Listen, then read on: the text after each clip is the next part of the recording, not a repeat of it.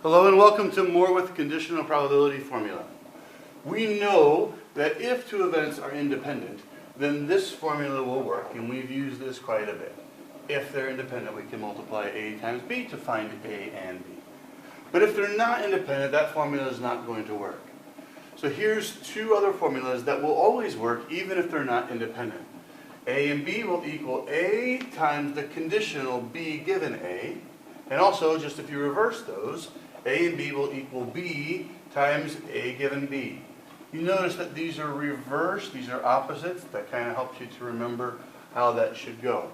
But the question is, how do we use that for something like this? If I'm given the probability of A and B, so I'm given this one, and I'm given this one, how do I find the conditional? This is a helpful formula to find the conditional probability. And we know in any kind of equation like this, we can rearrange and reshuffle this equation to get the variable by itself that we want. If we're trying to get this variable by itself, that's this part here, well, these are connected by multiplication, so we could simply divide this whole side by the probability of A and get this part by itself. But if I divide that side of the equation by something, I have to do the same thing over here. And that would leave me now with this equation of probability of A and B divided by A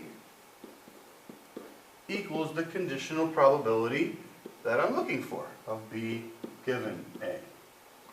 So now I just rearrange the formula to get the thing by itself that I want. And now I can start plugging in numbers. If this one is 0.4, then that's going to go here. And if this one is 0.6, then that's going to go here.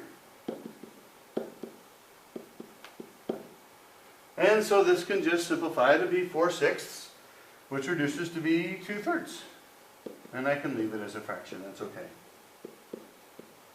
Or I could change it to 0.66, but this will work.